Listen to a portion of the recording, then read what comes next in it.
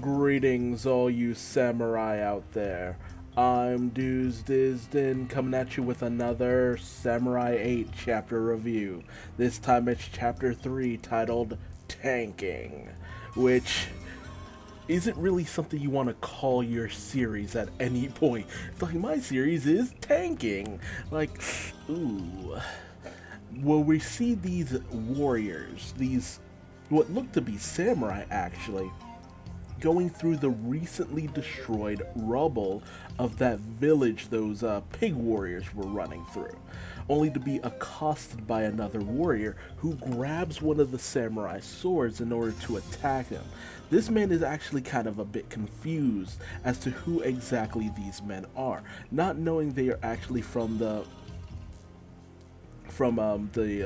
Asagi Castle Warrior Corps. They're actually here in response to a distress call.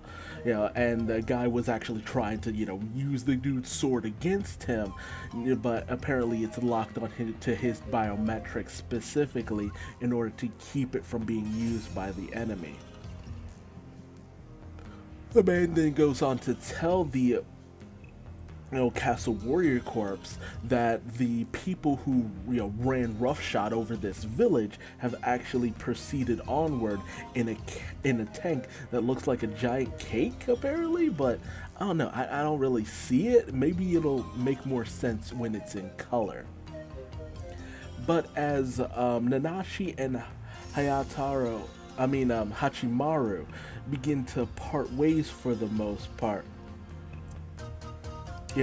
these two kids who are also in training nearby, much like Nanashi, in order to become samurai, end up running on Hachimaru, just, fanboying out over the fact that he's a legit samurai. Like, oh my god, it's so cool, you have a holder, you're so young, that's so wild, blah blah blah.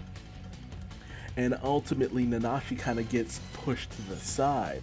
And so because of this, Nanashi starts to feel like maybe they don't have much in common, because of the fact that, all of a sudden Hachimaru's kind of making friends to a certain degree, but they're just boisterous kids. They're not actually there to be his friend, they're there to just kind of fawn over his stuff.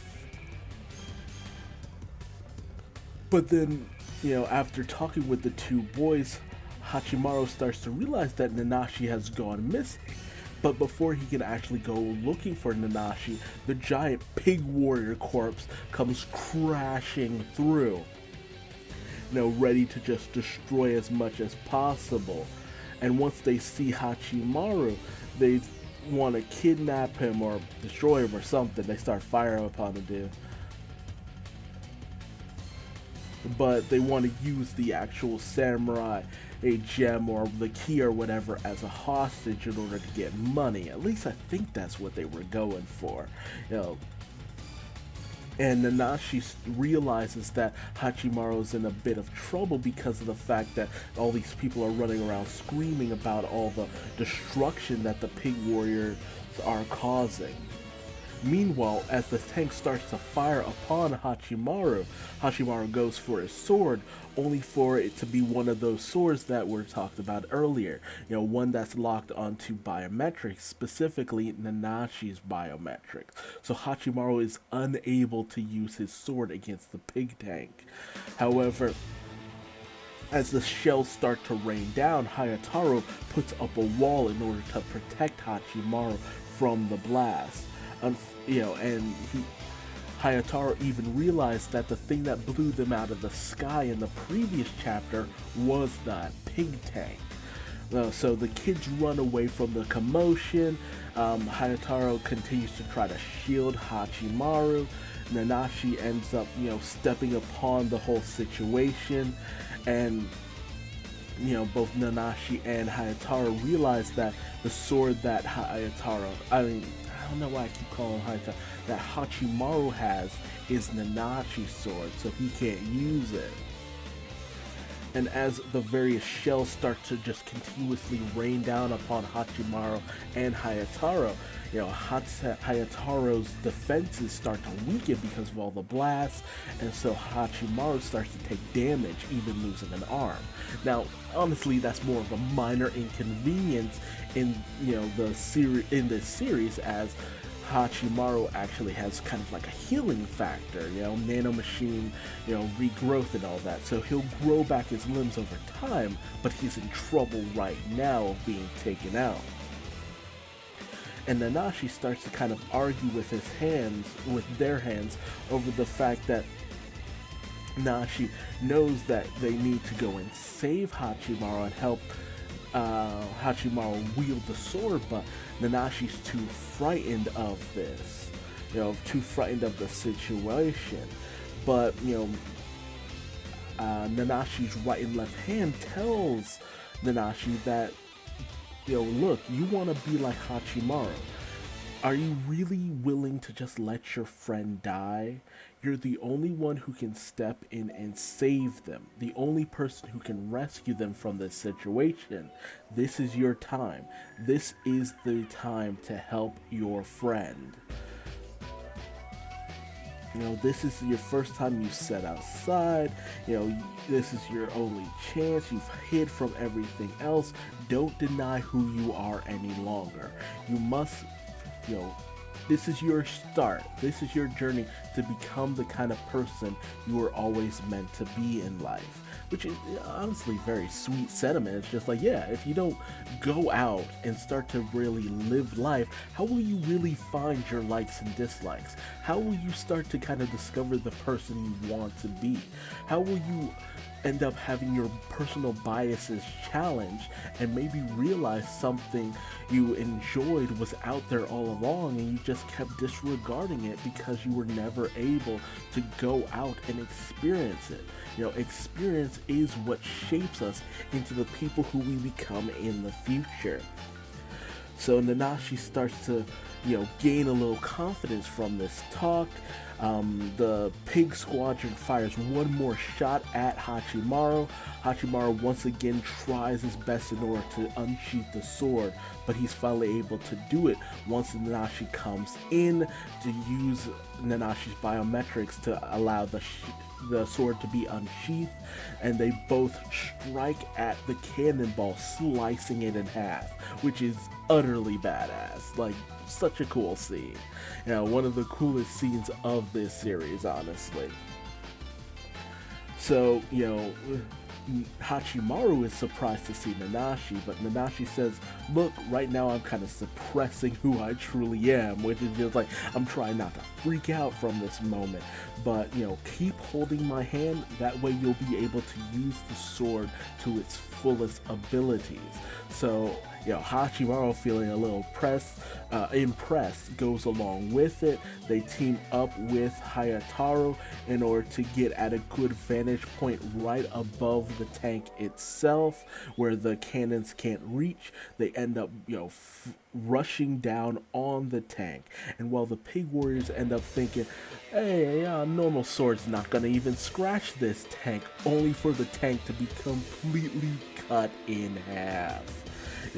Disabling all the Pig Warriors and all that good stuff. And so everyone ends up cheering, just celebrating. All the nearby, warriors of the, dojo end up just being like, oh man, that was amazing, that was so cool, blah, blah, blah, blah. They have that little moment, and then Hayataro manages to find Hachimaru's actual sword. And Nanashi starts to kind of question Hachimaru, saying, look, you said we were friends, right? And then Hachimaru's like, well, we're samurai friends. But Nanashi ends up turning this down, saying, I don't want to be friends with you. He wants Nanashi wants a little something different. And it's obvious that Nanashi has taken a fancy to Hachimaru. So it seems a little bit more like Nanashi wants something a little bit more romantic to a certain degree. But Nanashi feels that they need to become the kind of warrior who can stand side by side with Hachimaru. Really live up to their potential. and start to grow on their own this time. You know, and you know, Hachimaru kind of relates to this to a certain degree, just saying, hey, you just want to go out and be your own person out there in the world, you know, do more than just stepping outside of your room. But you know, I'm kind of planning to try to get off this planet, you're planning to do that, there's space is really big, we might never meet again. You know, there might be a possibility, but Nanashi says, you know what, I don't mind that. You know, feeling that they have a lot of love for this moment in their heart. You know, there's this feeling like, wow, I had this great experience and I feel just so happy to have even had it, that even if we don't meet again, it'll be this treasured memory that they share. And so Hachimaru and Nanashi, you know, depart on the best of terms. And I'm really hoping Nanashi shows back up again later down the line. Nanashi made for a very interesting and fun character. Meanwhile, we catch up with Daruma and Hachimaru's father, where Daruma starts to kind of grill Hachimaru's dad on the fact that, you know, it's kind of weird that this sword was inside Hachimaru's body. You know, it's really interesting that it can't be a very simple situation. And so he pulls the blade on Hachimaru's father. It's just like, okay, who are you really? So it lets you know that, you know, something about Hachimaru's dad isn't quite right. Because exactly, that's honestly makes the most sense. Like, there's got to be something more to Hachimaru's dad. The fact that Hachimaru had this samurai soul sword in him from jump, the fact that Hachimaru's dad was using one of those, you know, samurai orb whatever things in order to hopefully allow Hachimaru to go out into the world and all that. There's just something about the way that Hachimaru's dad is going about things that just really makes you question exactly what's his deal. There's more to what he's showing, most definitely, but that's the end of the chapter. A nice bonding moment. I really do hope Nanashi shows back up again, because having that rival character who pushes you onward ends up being one of the biggest and most interesting aspects of shonen. It really helps to drive it forward, because you have that, you know, spirit of competition between the two characters, that really allows them to shine in their own individual ways. Honestly, Naruto did a great job of that with Sasuke and Naruto, here and there at least, but a fun chapter overall. But tell me your thoughts in the comment section below on this chapter. How did you feel about Nanashi? How did you feel about Hachimaru's relationship with Nanashi? Because those were the two shining moments. And do you think Nanashi will end up becoming a prominent character later down the line? Let me know, and if you like this video, leave me a like. If you didn't, leave me a dislike and tell me what I did wrong in the comment section below. Subscribe and hit the bell icon, that way you never miss out on another Samurai 8 chapter review. And if you want to find me on social media, just Google DewsDizDin. I'm everywhere, for better or for worse. And until the next video, just remember that your strongest bonds are the ones of friendship. And its power is one that can cut away anything, even a tank. I'm DewsDizDin, and I'm going to bed. Bye-bye.